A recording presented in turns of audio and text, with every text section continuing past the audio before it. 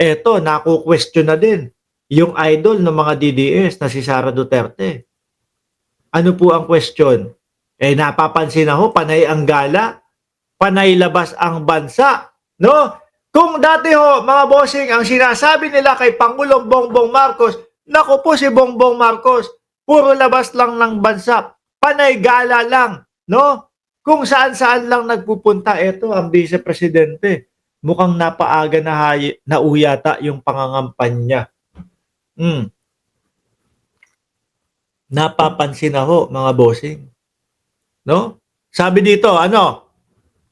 Sabi ng DZMM, Radyo Patrol sa Istrenta, kinwestiyon ng Kamara ang biyahe ni BP Sara Duterte sa Australia para sa isang pre-Duterte Now rally. Biruin mo ang ating Pangulo ho, mga kababayan. Nasaan ang ating Pangulo? Kung di ako nagkakamali, Japan. Di ba? Japan. Nakikipag-usap, nakikipagtulungan, kumukuha ng mga investors para pumasok po sa Pilipinas. Trabaho. Tapos po ang ating Vice Presidente, ayun, pre-Duterte. Monthly ata ito. Linggo-linggo ho yata, mga kababayan. No? 2 buwan makalipas, nasaan? Nasa Hague. Halos 1 buwan. Tapos umuwi. Tapos bumalik ulit. 1 buwan na naman yata doon. Tapos eto, iba na naman po. Australia naman. Mag-a-around the world yata. No? Tapos ang bit-bit nila ay pre-Duterte now. Paulit-ulit na ganyan. Ako ho, mga kababayan, pakiramdam ko, ginagamit na lang ni Inday Sara Duterte si dating Pangulo. Lulubos-lubusin ko hanggat nasa loob si Duterte o yung tatay ko. No? Kasi kapag ka nasa loob pa siya, ramdam na ramdam pa yung awa ng mga bibisitahin kong Pilipino na nasa ibang bansa. Nasa loob pa yung tatay ko. Naku, kapag ka ito, wala na. Pag nakalabas na to, wala na. No, wala na yung awa.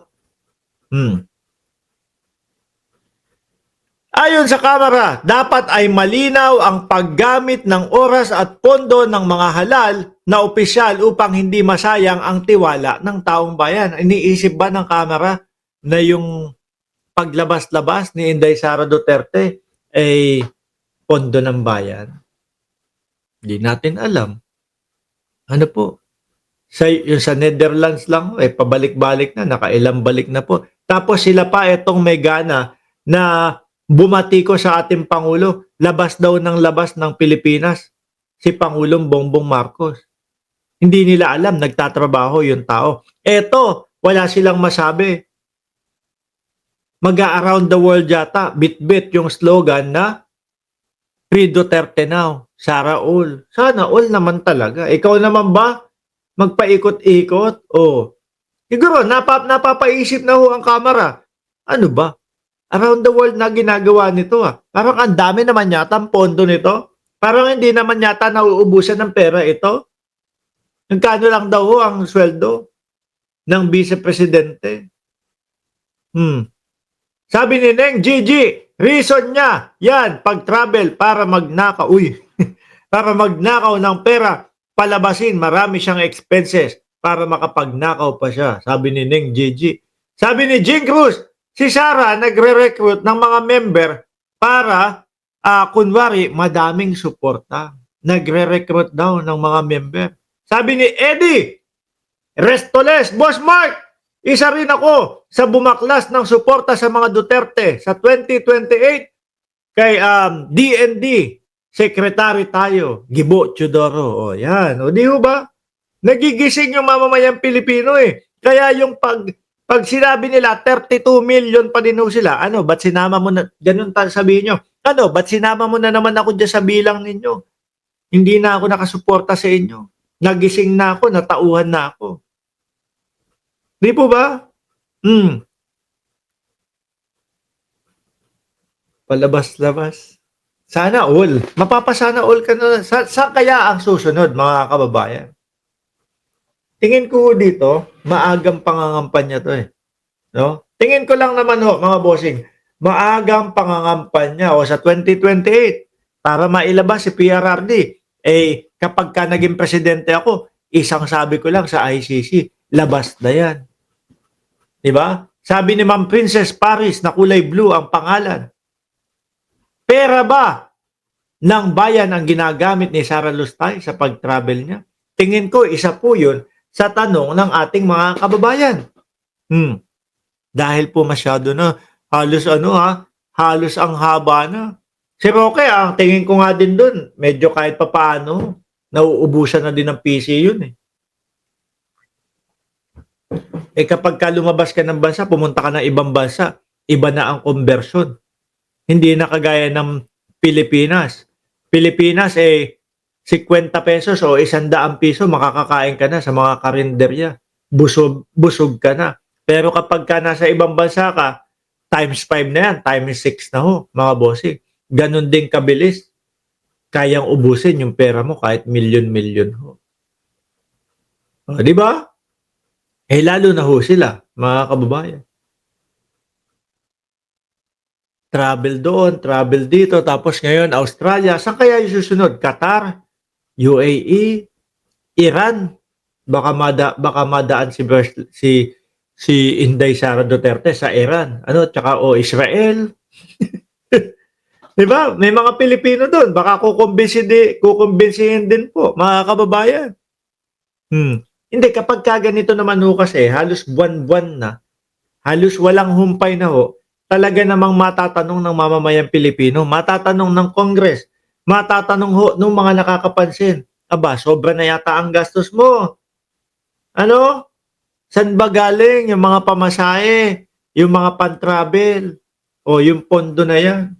Mahaba ho eh.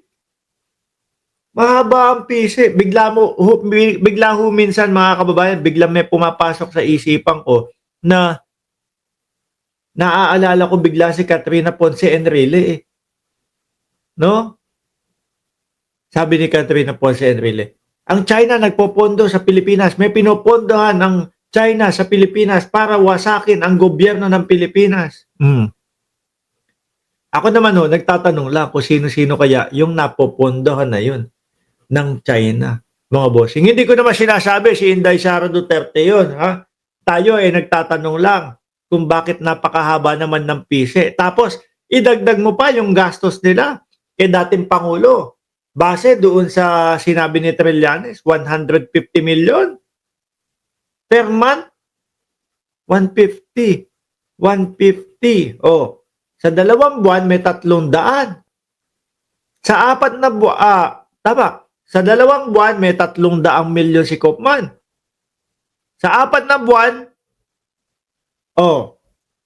merong 600. Sa 6 na buwan, may 900 milyon. Sa 7 buwan, 1 bilyong piso. No? Magkano ba sa USD ang 150 million? $300,000? Grabe naman laki. 300 o kung sabihin na natin 55. Naglalaro sa $250,000 to 300,000. Ako naniniwala ako dyan mga kababayan. Bakit? Dito po, sa kinaroroonan natin, Cayman Islands, meron pong mga lawyer na ganyan po talaga sumweldo. 100,000. Mapapanganga na lang ako gagano lang. Sasabihin ko, ang ganda ng bahay mo Diba, minsan magpapatrain sila sa bahay na. Oo, ganito. Magkano renta mo dito? Sabi,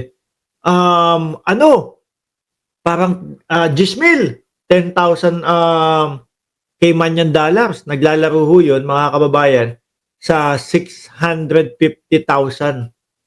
650,000 pesos No, sabi ko, bakit hindi ka na lang bumili ng bahay dito sa Cayman Islands? Ang laki pala. Naku, hindi naman ako magtatagal dito, mga ilan-ilan lang. Ba't ako bibili? Yung iba kasing mga milyonaryo, mga bossing, gusto nila palipat-lipat po sila. No? Gusto nila palipat-lipat sila. Sabi ni Ma'am Neng Gigi, pansin ko, slow, no? Walang masyadong nag-comment. Dati sunod-sunod ang comment. Ewan natin. Sige, baka tahimik lang nag-aano sila, pinag-aaralan nila yung co-comment nila. Sabi ni Sir Max Safe, ayaw nang magtrabaho ng BP pero sumasahod galing sa tax ng taong bayan. O isa din yan sa hindi natin masisisi ho, mga bossing, di ba? Yung mga ganyang iniisip ng mga kapwa natin Pilipino.